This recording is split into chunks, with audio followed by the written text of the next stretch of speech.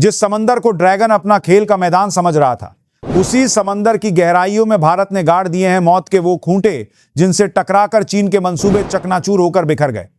वह समंदर जिसे चीन अपनी बढ़ती नौसैनिक ताकत का केंद्र मान रहा था, आज उसी समंदर में भारत ने ऐसी अदृश्य दीवार खड़ी कर दी है जिसे पार करना दुश्मनों के लिए लगभग नामुमकिन होता जा रहा है।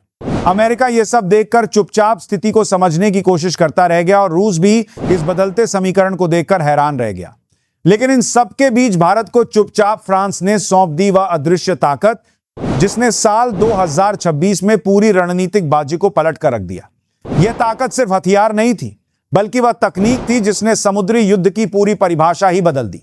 हालात ऐसे थे कि बस एक बटन दबने की देरी थी और दुश्मन का पूरा बेड़ा समंदर की गहराइयों में हमेशा के लिए दफन हो सकता था।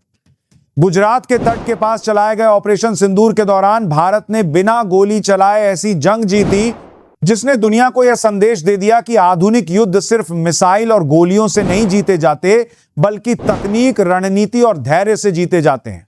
भारतीय नौसेना की पनडुब्बियां अब उस दौर में प्रवेश कर चुकी हैं जहां उन्हें अपनी बैटरियां चार्ज करने के लिए बार बार समुद्र की सतह पर आने की जरूरत नहीं पड़ती।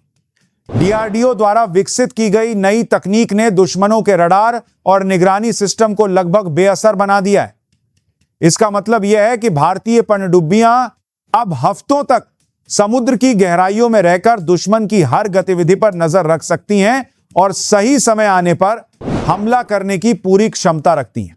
दुनिया के कई देश हथियारों के लिए बड़ी ताकतों के सामने झुकते रहे, लेकिन भारत ने अपने घर में ही हथियार निर्माण का एक मजबूत और आत्मनिर्भर ढांचा खड़ा कर दिया। आज हालात यह हैं कि फिलीपींस से लेकर इंडोनेशिया तक कई देश भारत की स्वदेशी पनडुब्बी तकनीक में गहरी दिलचस्पी दिखा रहे हैं। यह सिर्फ व्यापार नहीं, बल्कि भारत की बढ़ती रणनीतिक प्रतिष्ठा का प्रतीक बन चुका है। दोस्तों, तारीख नोट कर लीजिए, क्योंकि साल 2026 इतिहास के पन्नों में सिर्फ एक सामान्य साल के रूप में नहीं लिखा जाएगा। यह वह दौर माना जाएगा जब भारत ने हिंद महासागर में शक्ति संतुलन को पूरी तरह बदल कर रख दिया और दुनिया को यह दिखा दिया कि समुद्री सुरक्षा के क्षेत्र में भारत अब किसी से पीछे नहीं है। अब तक आम लोगों के लिए युद्ध का मतलब आसमान में उड़ते फाइटर जेट्स की गर्जना या सीमाओं पर दौड़ते टैंकों की धमक हुआ करता था। लेकिन असली युद्ध अब वहां चल रहा है जहां सूरज की रोशनी भी पहुंचने से पहले दम तोड़ देती है। समुद्र की काली, ठंडी और खामोश गहराइयों में एक ऐसी साइलेंट वॉर चल रही है जिसकी भनक ना आम इंसान को है और ना ही दुश्मन की खुफिया एजेंसियों को सही तरीके से लग पा रही है। भारत के पड़ोसी यह मानकर बैठे थे कि समुद्री ताकत के दम पर भारत को घेरना उनके लिए आसान होगा। उन्हें अपनी परमाणु पनडुब्बियों और विदेशी हथियारों पर बेहद भरोसा था। उन्हें लगता था कि भारत अभी भी अपनी पुरानी पनडुब्बियों पर निर्भर है और नई तकनीक आने में वर्षों लग जाएंगे। लेकिन यही उनकी सबसे बड़ी भूल साबित हुई। जिस समय दुश्मन अपनी रणनीतियां तैयार कर रहा था, उसी समय भारत चुपचाप एक ऐसी खामोश युद्ध रणनीति तैयार कर रहा था जिसने आज उनके पूरे सैन्य समीकरण को बदल कर रख दिया है। यह कहानी किसी मिसाइल के धमाके की नहीं है, बल्कि उस शिकारी के जागने की कहानी है जो पानी के नीचे बिना किसी आवाज के दुश्मन को खत्म करने की क्षमता रखता है। आज चीन और पाकिस्तान के नेवल कमांडर अपने मुख्यालयों में बैठकर यही सोचने को मजबूर हैं कि आखिर भारत के पास ऐसी कौन सी तकनीक आ गई जिसने उनकी अरबों डॉलर की पनडुब्बियों की बढ़त को चुनौती दे दी। वह कौन सी ताकत है जिसे अमेरिका साझा करने से बचता रहा, रूस अपनी परिस्थितियों में उलझा रहा, लेकिन फ्रांस के नेवल ग्रुप ने भारत के साथ मिलकर विकसित करने का रास्ता खोल दिया। फ्रांस ने भारत को सिर्फ पनडुब्बियां बेचने का सौदा नहीं किया, बल्कि भारत को उन्हें बनाने की तकनीक भी सौंपी। कलवरी क्लास यानी स्कॉर्पियन सबमरीन सिर्फ एक सैन्य प्लेटफॉर्म नहीं, बल्कि भारत की समुद्री सुरक्षा और रणनीतिक आत्मनिर्भरता की मजबूत नींव बन चुकी है। मझगांव डॉक लिमिटेड के साथ साझेदारी करके भारत ने वह तकनीकी क्षमता हासिल की जिसे विकसित करने में कई देशों को दशकों का समय लग जाता है।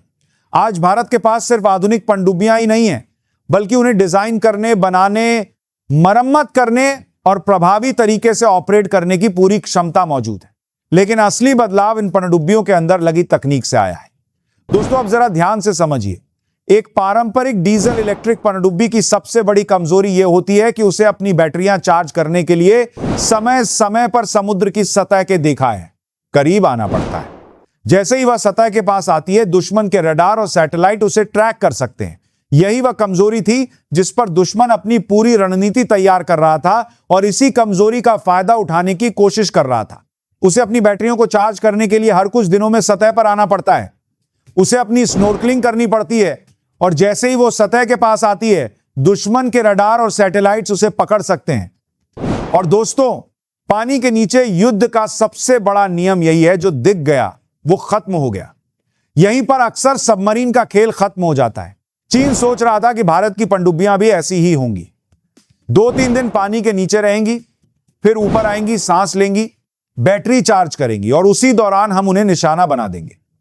उन्हें लगता था कि हिंद महासागर में भारत की अंडर वाटर ताकत सीमित है और टेक्नोलॉजी के मामले में वह हमसे आगे हैं। लेकिन यहीं पर कहानी में आता है असली ट्विस्ट। यहां एंट्री होती है हमारे वैज्ञानिकों की, हमारे डीआरडीओ के धुरंधरों की। उन्होंने फ्रांस के नेवल ग्रुप के साथ मिलकर और अपनी खुद की मेहनत से वो बना डाला जिसे कहते हैं AIP, यानी एयर इंडिपेंडेंट प्रोपल्शन सिस्टम। नाम सुनने में भारी लग सकता है, लेकिन इसे आसान भाषा में समझिए। इसका मतलब है बिना सतह पर आए हफ्तों तक समुद्र के नीचे छिपे रहने की ताकत। यह टेक्नोलॉजी सबमरीन को लगभग अदृश्य बना देती है। भारत की स्कॉर्पियन क्लास पनडुब्बियों में यह AIP सिस्टम लगना शुरू हो चुका है। इसका मतलब साफ है, अब हमारी पनडुब्बियों को बार बार ऊपर आने की जरूरत नहीं पड़ेगी। वे दुश्मन के इलाके में चुपचाप बिना आवाज किए समंदर की गहराई में बैठ सकती हैं।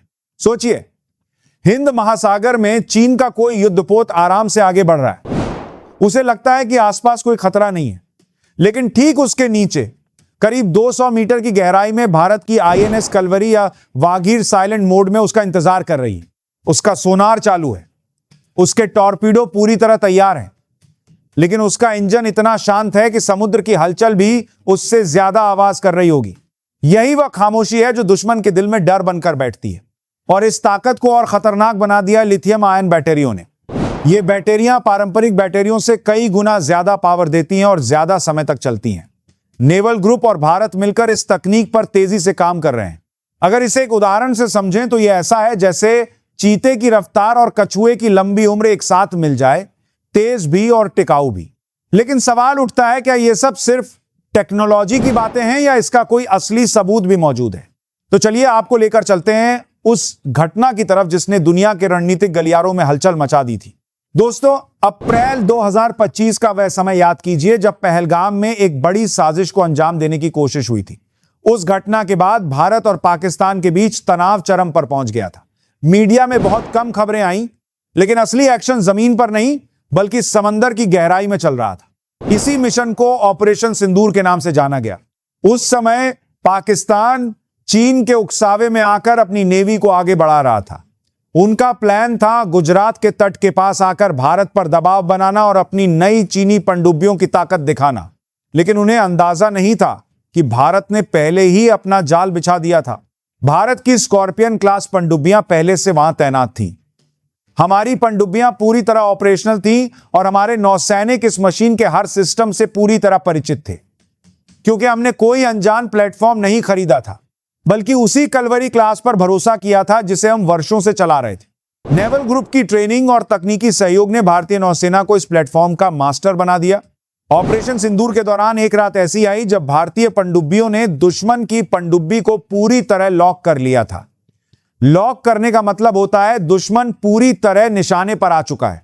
हालांकि भारत ने फायर नहीं किया, लेकिन एक संदेश साफ दे दिया गया, हम तुम्हारे पीछे हैं और तुम्हारी किस्मत हमारे एक बटन पर टिकी हुई है। दुश्मन को भनक तक नहीं लगी कि वह कब भारतीय टॉर्पीडो की रेंज में आ गया। जब उन्हें इसका एहसास हुआ तो हालात ऐसे हो गए कि उन्हें पीछे हटना पड़ा। यही होती है असली युद्ध तैयारी, बिना गोली चलाए दुश्मन को पीछे हटने पर मजबूर करना। अगर उस समय भारत किसी नई तकनीक या नई पनडुब्बी के ट्रायल में उलझा होता तो शायद परिणाम अलग हो सकते थे। लेकिन भारत के पास वह हथियार था जो टेस्टेड भी था और पूरी तरह रेडी भी। युद्ध में हथियार का नया होना जरूरी नहीं होता, उसका भरोसेमंद होना जरूरी होता है। अब जरा बात करते हैं मेक इन इंडिया और आत्मनिर्भर भारत की। यह सिर्फ राजनीतिक नारा नहीं है बल्कि एक रणनीतिक रक्षा नीति है। फ्रांस के नेवल ग्रुप ने मजगांव डॉक लिमिटेड के साथ मिलकर भारत में एक मजबूत डिफेंस इकोसिस्टम खड़ा किया है। आज भारत में 40 से ज्यादा कंपनियां और एमएसएमई सबमरीन के अलग अलग पुर्जे बना रही हैं। छोटे नटबोल्ट से लेकर हाईटेक सेंसर तक अब भारत में तैयार हो रहे हैं। इसका मतलब बहुत बड़ा है। अगर भविष्य में युद्ध की स्थिति बनती है और अंतरराष्ट्रीय सप्लाई चेन टूट जाती है तो भारत को विदेशी देशों के आगे हाथ फैलाने की जरूरत नहीं पड़ेगी। भारत खुद अपनी पनडुब्बियों की मरम्मत और अपग्रेड कर सकेगा। यही असली रणनीतिक स्वतंत्रता है। कुछ लोग कहते हैं कि भारत को और बड़ी और महंगी पनडुब्बियां खरीदनी चाहिए थी। हो सकता है यह तर्क सही हो, लेकिन युद्ध सिर्फ तकनीक से नहीं जीते जाते। युद्ध लॉजिस्टिक्स और ऑपरेशनल तैयारी से जीते जाते। अगर आपकी पनडुब्बी खराब हो जाए और उसका इंजीनियर हजारों किलोमीटर दूर किसी विदेशी देश में बैठा हो तो वो पनडुब्बी बेकार लोहे का ढांचा बन जाती है। लेकिन स्कॉर्पियन क्लास के साथ ऐसा नहीं है। उसका हर स्पेयर पार्ट, हर तकनीकी सपोर्ट भारत में मौजूद है। और अब स्थिति यह हो चुकी है कि भारत सिर्फ खरीदार नहीं रहा, बल्कि संभावित सप्लायर बनने की राह पर है। फिलीपींस और इंडोनेशिया जैसे देश जो चीन के दबाव से परेशान है, अब भारत की ओर उम्मीद से देख रहे हैं। ब्राजील जैसा देश अपनी पनडुब्बियों की सर्विसिंग के लिए भारत से सहयोग चाहता है। यह बदलाव दिखाता है कि भारत रक्षा उद्योग में कितनी तेजी से आगे बढ़ रहा है। लेकिन दोस्तों, पनडुब्बी सिर्फ प्लेटफॉर्म होती है, असली ताकत उसके हथियारों में होती है। और यहां भी भारत ने कमाल कर दिखाया है। भारत की स्कॉर्पियन पनडुब्बियों में अब दुनिया के सबसे खतरनाक टॉर्पीडो लगाए जा रहे हैं। एक तरफ है इटली की ब्लैक शार्क टॉर्पीडो और दूसरी तरफ है भारत का स्वदेशी वरुणास्त्र। वरुणास्त्र सिर्फ एक हथियार नहीं, बल्कि पानी के अंदर युद्ध का गेम चेंजर है। यह दुश्मन का पीछा करते हुए अपनी दिशा बदल सकता है, उसके डिफेंस सिस्टम को धोखा दे सकता है और सटीक वार कर सकता है। नेवल ग्रुप की टेक्नोलॉजी और भारत की इंजीनियरिंग ने मिलकर इन पनडुब्बियों को इतना फ्लेक्सिबल बना दिया है कि इनमें दुनिया का कोई भी अत्याधुनिक हथियार फिट किया जा सकता है। यह किसी बंद इकोसिस्टम जैसा नहीं है जहां सिर्फ एक ही कंपनी का उपकरण चले। यह एक खुला और शक्तिशाली युद्ध प्लेटफॉर्म है जिसे भारत अपनी जरूरत के हिसाब से अपग्रेड कर सकता है। और यही वह रणनीतिक सोच है जो भारत को भविष्य के नौसैनिक युद्ध में एक बड़ी ताकत बनाने वाली है।